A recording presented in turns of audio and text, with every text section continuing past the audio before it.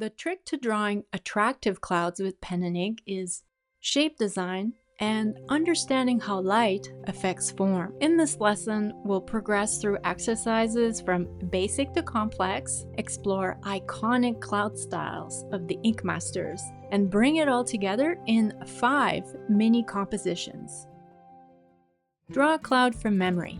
If your cloud looks something like this, that's because it's the universal cloud shape we've seen since childhood. It's basic, but the design of this shape is effective. Shape helps define the subject using an outline and contour lines. It's like the cloud's container.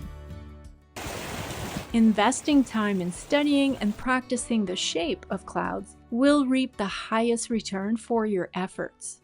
Shading is adding values to give that shape its form. The cloud becomes 3-dimensional. Shading has an important role because, in reality, there is no outline around the cloud. It's the contrast in values that our eyes perceive as an outline. Style is the technique used to render the shape and shading of a drawing. Clouds are challenging to render with pen and ink because of what they're made of. They're transparent and in constant motion. How light interacts with clouds affects the form of what we see. If clouds were a solid object, it would make sense to shade the area that's furthest from the light, like so, except the light shines through clouds and bounces around in there. It's the light shining through, and the darker areas we see are the cast shadows from the overlapping of clouds layered over one another. So to shade a cloud, we would apply a slightly different principle than for shading a solid static object. That's why these clouds are so mesmerizing. The masters obviously studied clouds. They understood the subject. The more we understand the subject, the better we can describe what we're seeing in a drawing. We drew a cloud from memory, and now let's draw from reference using this copyright-free photo. We'll practice 2 construction methods. You'll first sketch the entire cloud formation, then separate its overlapping clusters with contour lines. We're not concerned with form or style yet. Simply aim to roughly capture the bigger shapes. For construction method number 2, sketch the shapes in the foreground first, then add the layers behind to complete the cloud formation. So going front to back on the picture plane. Pay attention to which of the 2 methods was easiest for you or gave you the most realistic result. This tells you information about how you observe and translate what you see. For tips on developing as an artist based on your learning preferences, check out this video, linked in the description. So, shape, shading, and now we'll look at style. How to choose the best rendering technique. Cross-hatching or stippling, with so many ways to go. For guidance, I analyzed iconic cloud styles of these 5 masters: Jean Giraud, Franklin Booth, Albrecht Dürer, Enki Bilal, and Bernie Wrightson. I've mentioned that the trick to drawing attractive clouds with pen and ink is shape design and understanding how light affects form, and I learned that from them. For shape, they commonly used clouds to frame the main subject in the composition, and they used stroke direction as part of the design. You see how the cloud formation unravels from the focal point, like the petals of a flower in bloom. For shading, they had different approaches for how they visually described lighting and shading in their style.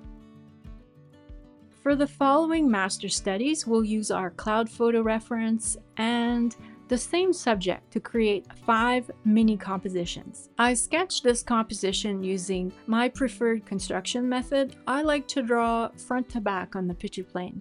Master Giraud communicates a lot of information with just an outline, so the success of this illustration relies on effective shape design. He doesn't use values, shading, to create depth. Instead, he builds volume by increasing the number of strokes where there are overlapping clouds. This implies that we could see more clouds because less light can shine through that area.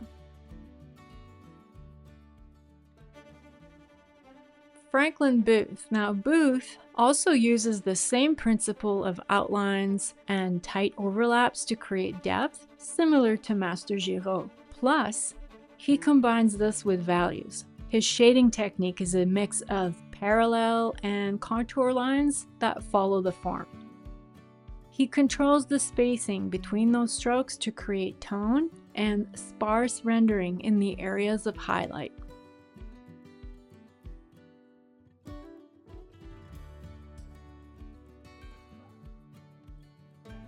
Albrecht Dürer.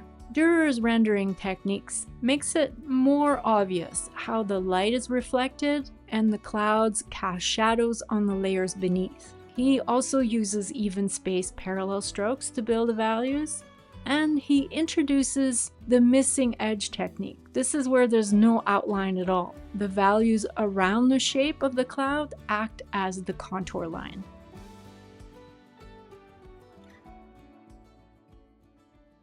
Enki Bilal. Now this is where it gets interesting. Bilal, he uses all the techniques shown in the previous compositions, plus Bilal is introducing curved hatching, both following and cross-contouring the form, which gives us very dynamic cross-hatching. This master placed even more emphasis on movement and how light and shadow affect the form.